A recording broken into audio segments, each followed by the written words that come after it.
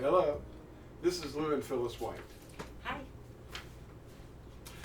I was moved this morning to answer a question from a pastor that didn't really like to obey. He wanted to do the men's traditions and just believe.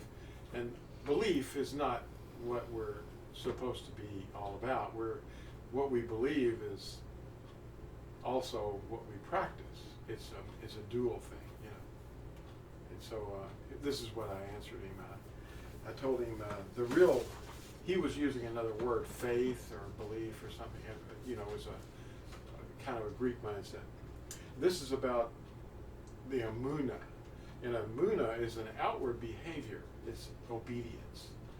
And it expresses what you believe. It's the evidence of our belief.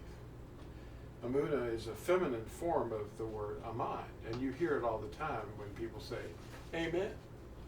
Well, it's A-M-N in Hebrew. But with an H at the end, it feminizes the word. And it means basically to walk in truth. Amunah. And aman just means truly. Truly, truly, I say to you. When most people say amen, or amen, or amen, they're really saying truly. Yes, or like saying I, A-Y-E, you know, the pirates. I, matey. Well, to walk in truth is to show what's inside that you believe, you know. In fact, what was it we were going to talk about? We were driving down the road and we see all these marquees. Oh yeah, there was that interesting marquee on the side of the road. It was a Christian church, and it said, "Live it out." Live it out. That's what Amunah actually means. Paul referred to an old prophet. I'm not going to say Old Testament because where's that written? Old Testament. Well, Paul quoted Habakkuk, or they call him Habakkuk. What does Habakkuk mean? I know. It means wrestle. Wrestle. So we're wrestling. It's a prophet whose name means wrestle. And to walk in truth, the Hebrew word for belief is emunah, and it's not the blind Greek concept of only knowing or thinking something to be true. It becomes expressed in the person in such a way that there's no doubt what they believe. It's expressed by their actions, lived out or heeded. To hear and obey is the point Yaqub was making. That's the one they call James at chapter 1, verse 22. Be doers of the word, not hearers only, deceiving yourselves. The just shall live by belief, or emunah. The obedient shall live by belief. And that's quoted by Paul at Romans 1:17, Galatians 3:11, and he's quoting the prophet Habakkuk at chapter 2, verse 4. But I'd like you to listen to the context of the first 4 verses of Habakkuk.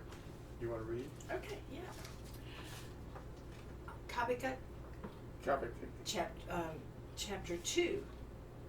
I stand at my watch and station myself on the watchtower and wait to see what he says to me and what to answer when I am reproved. And Yahuah answered me and said, write the vision and inscribe it on tablets, so that he who reads it runs.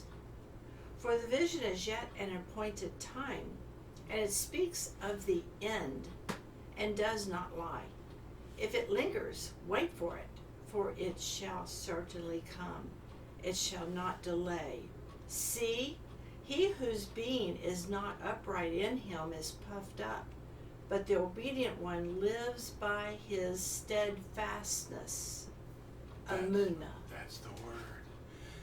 That's the BYNV translation for people who speak and think in English. The obedient one shall live by his steadfastness. He's walking in the truth. And who was it? Yahuchanan or John was writing, saying to his disciples, little children, I've heard of how you're walking in truth. Walking in truth. You walk the truth. You do the word.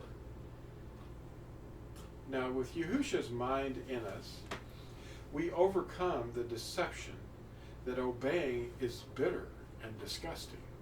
And that's what you get. When the pastor I was speaking with was saying, well, I received the spirit of Yeshua's, and I didn't have to obey any commandments to do that. He just received a spirit. Well, what spirit did he receive? With Yeshua's or Yahusha? There is a difference. But with his mind, with Yahusha's mind in you, he trains you to think like he does. Well, he said, when you love him, you will keep his commandments. But he said he will write his commandments on your heart when you're immersed in his name and you take on his mind. Perspective. He writes his commandments on your heart so that you'll love them and live it out. Well, it's even beyond that, because he puts a love for his commandments on your heart. So when you hear them, inside you jump. You're excited. You go, oh, that is so good and so true. So it's the love for the commandments that even makes it so special. Is there anybody out there who would like to leave a comment that they have received a love for his commandments, and you pant to learn what it is that pleases him? And how this thing got turned inside out, I don't know. But the bitter and disgusting feelings that we get from those who have been trained to not receive a love for the commandments is kind of sad, because you go, wait a minute, I love the commandments. You don't? And they say, oh no, I'm not going to obey those. That would be legalistic. Where is that written? Anywhere. It's not. But they're trained to think of the commandments as bitterness. But they don't have any problem being bitter about sin, because they think the commandments are done away with. The animal blood, the old covenant, was done away with. Yeah, animal blood, priesthood. But the renewed covenant in his blood prevents you from doing that, because in the last video I was just quoting Hebrews chapter 10, that the one that sins willfully and knows that they're sinning is not going to receive any forgiveness. There's no more offering for sin. It's over. But until we surrender to Yahusha's truth, we remain captives, imprisoned by the teaching authority promoting doctrines of demons. If you abide in my word, let's live it out. You are truly my Talmudim, and you will know the truth, and the truth will set you free. That's Yahuchanan 8:31. That's how we know we are his, is because we keep his commandments. That's right. We guard them diligently. We watch over them. We're Natsarim. We can't help but do what he wants. We're not our own. He bought us. We can't listen to these doctrines of demons anymore. Honey, there's so many people, so many loving people that love Yahusha so much, and they want to do so much. They want to get into the traditions like you and I did. Yeah. We look for traditions because we want to express our love for Yahusha, and all that's really needed is to keep his commandments. Yeah. The Sabbath is a sign that we are his by keeping the Sabbath. It's the eternal sign between him and his people forever. Why is it that all these pagan festivals have been adopted by Christians, and from Catholicism mostly, and they follow the ways of the world, and they celebrate them just with such joy and teach their little children, but they do absolutely not a single thing that is a festival from the scriptures, the word of truth. If we live in the word of truth, we'll know the truth. If you abide and live in his word, out of his word, and you read it and you do it, then you're doers of the word, you're not doers of the pagan stuff. We're Natsarim, the Natsarim search team. Love one another. Help wake somebody up. Any final words on this? Okay. Thanks for watching, and don't forget to like and subscribe right over here. And we'll talk to you later in the next video. Bye-bye. Phyllis and Lou. Bye.